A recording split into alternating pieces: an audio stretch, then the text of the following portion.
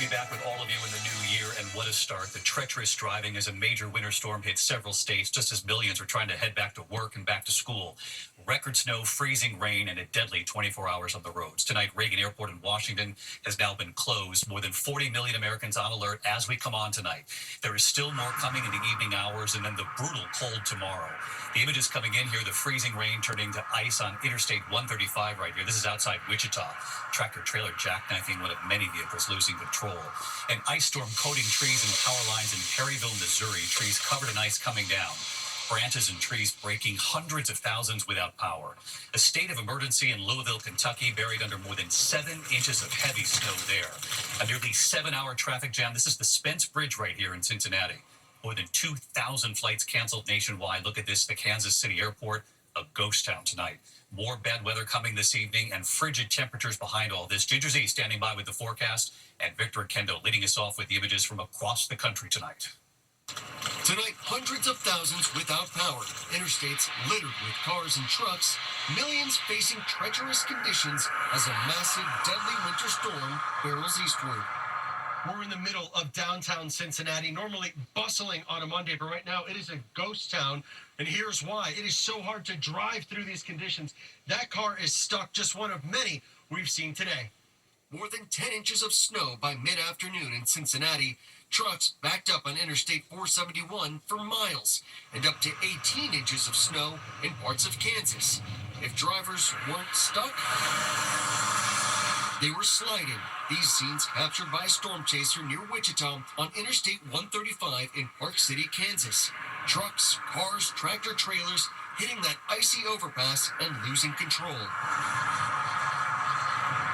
In Kansas City, watch as this tractor trailer helplessly slides from one end of the highway to the other and back again before crashing and folding like an accordion. South of St. Louis, tree branches caked in ice, cracking, falling, and shattering to pieces. At least 4 dead so far on ice and snow-covered roads in the Midwest. In downtown Indianapolis, Sean White helping a stranger get back on the road. I was just getting gas. I could tell that she wasn't able to get to the parking lot, so we came over here just to try to assist her to get out. The storm's effects stretching some 1,500 miles from the Midwest to the Mid-Atlantic. Virginia State Police reporting more than 200 accidents in a 12-hour period. Treacherous driving around Washington, D.C. Schools closed, but Congress in session. Required by law to certify the results of the 2024 election today. The massive system hitting major airports and scrapping flights. A sea of red on departure and arrival boards. More than 2,000 flights canceled so far today, on top of more than 1,800 canceled Sunday. David, this neighborhood in Cincinnati blanketed under nearly a foot of snow. Streets like this one blocked off, just impassable right now, as plows focus on the main roads first. Next, the cold really sets in. Tomorrow, it will be 9 degrees here. David? Incredible. Some roads just simply closed off tonight. Victor Kendo leading us off. Victor, thank you. Let's get right to Chief Meteorologist Ginger Z. She's live in Washington, D.C. tonight. And Ginger, we mentioned Reagan Airport shut down tonight. We still have a few more hours of this. And then the brutal cold, as Victor just mentioned. And that means that snow is going nowhere. David, 5 to 8 inches is kind of the cake, and now we're getting this last burst of icing on the cake for the next couple of hours until just after midnight. Then we'll be rid of this storm. You can see the back end of it kind of making its way through the Alleghenies into, say, southern New Jersey. That's going to burst out of here, and then it sticks because the wind chills will be 22 as far south as Mobile. Sub-freezing for Corpus Christi, alerts all the way to Orlando. But those single digits that you're seeing in the wind chill department up in the Great Lakes Northeast, they're not going anywhere. They're going to stick around through most of this week. Look at Washington, D.C., only feeling like 4 on Thursday, 8 below for Kansas City with their biggest snowstorm since 1993. And then Dallas will deal with a big snow on Thursday, so big-time problems going there. But let's talk about the winds in Southern California because these are life-threatening. We're talking about Tuesday night through Wednesday, 80 to 100-mile-per-hour winds. Burbank, Pasadena, Simi Valley, Malibu. So many people will be dealing with this and fire danger, David, through the end of the week. is high. We'll track that in the West as well. And what a night there behind you in Washington. Ginger, thanks to you. We'll see you on GMA. Now to the other news this Monday night and on this January 6th. Now to the other news this Monday night and on this January 6th, the joint session of Congress convening to certify Donald Trump's Electoral College victory, his victory returning to the White House. It was Vice President Kamala Harris who presided over the peaceful transfer of power, formally certifying her own defeat. And what she said as she entered the chamber today, Rachel Scott on the Hill for it all. Tonight, history in the nation's capital. Vice President Kamala Harris marking a milestone in the peaceful transfer of power, presiding over the certification of Donald Trump's victory and the election she lost. Madam Vice President, what should people take away from today? Before a joint session of Congress with Vice President-elect J.D. Vance looking on, Harris formally declaring Trump the winner. The votes for President of the United States are as follows. Donald J. Trump of the state of Florida has received 312 votes.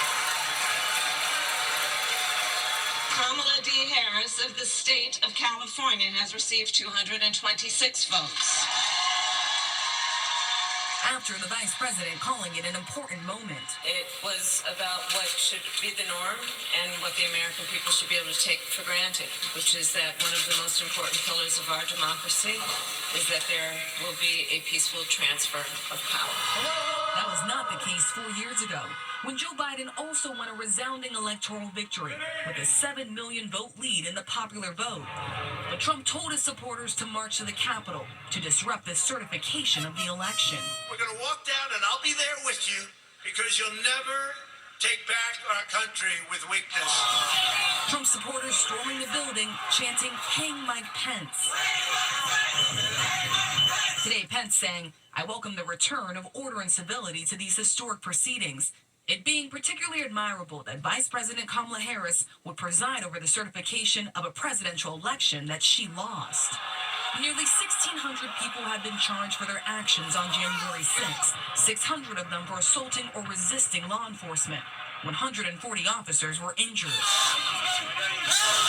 But Trump has called the rioters patriots and hostages, vowing to pardon them on day one. Do you believe that the president-elect should pardon? I'm going to leave that to him. It's his power to exercise. But people who beat up police officers are put in a different category than others. President-elect Trump calling today's certification a big moment in history. And President Biden hoping the nation has turned a page. I think what he did was a genuine threat to democracy. I'm hopeful that we're beyond that. The Biden administration intent on showing the world the peaceful transfer of power. Weeks ago, President Biden invited President-elect Donald Trump to the White House for a traditional meeting. And today, Vice President Kamala Harris certifying the election she lost, making it clear this is what democracy stands for. David. Rachel Scott live up on the Hill. Rachel, thank you. Now to New Orleans tonight and that deadly truck attack. Border in Canada tonight, Prime Minister Justin Trudeau announcing his resignation after 9 years as Prime Minister. Trudeau facing growing discontent over the economy and immigration and divisions in his own government. President-elect Trump has also threatened major tariffs for Canada. Trudeau will stay in office until at least March. Back here in the U.S. in New York City, the city's congestion pricing plan now in effect, the first in the country. How it's working so far and why other cities are watching this closely. Here's Stephanie Ramos. Tonight, a controversial first-in-the-nation toll called congestion pricing, now in effect in New York City. Millions of drivers paying $9 to access the busiest part of Manhattan, south of 60th Street, with different tolling rates for trucks, taxis, and ride-sharing services, depending on the time of day. The city hoping it will reduce gridlock while raising billions of dollars to improve the infrastructure of the country's largest public transit system over the next few decades. I'm kind of okay with at least the motivations are trying to get public transportation better funded. But critics blasting the toll, saying it punishes drivers from outside Manhattan. We can afford it, you know? Tonight, cities like Los Angeles, Chicago, and Boston watching this closely, because if it works in New York, it could be a model for how to control urban traffic. David, traffic seemed to move through these congestion zones with a couple of slowdowns, but it's unclear if weather had anything to do with it or these new tolls. David. All right, Stephanie, thank you. Tonight, with just days left in office, President Biden announcing a sweeping ban on new offshore drilling of oil and gas along most of the U.S. coastline. It covers 625 million acres of ocean, the entire eastern seaboard, the eastern Gulf of Mexico, Pacific coast, and part of Alaska. It does not stop existing offshore drilling. President-elect Trump tonight vowing to reverse Biden's last-minute ban. When we come back here tonight, there's new video emerging. You'll see at the wing of a passenger plane engulfed in flames as it came in for landing, and an important new recall tonight involving a certain cold and flu medicine in a moment. To the index tonight, Costco recalling some of its cold and flu medicine because of possible contamination. Kirkland Signature's severe cold and flu plus congestion medication may contain foreign materials sold in October and November. Customers should return the items or throw them away. We've got more on our website.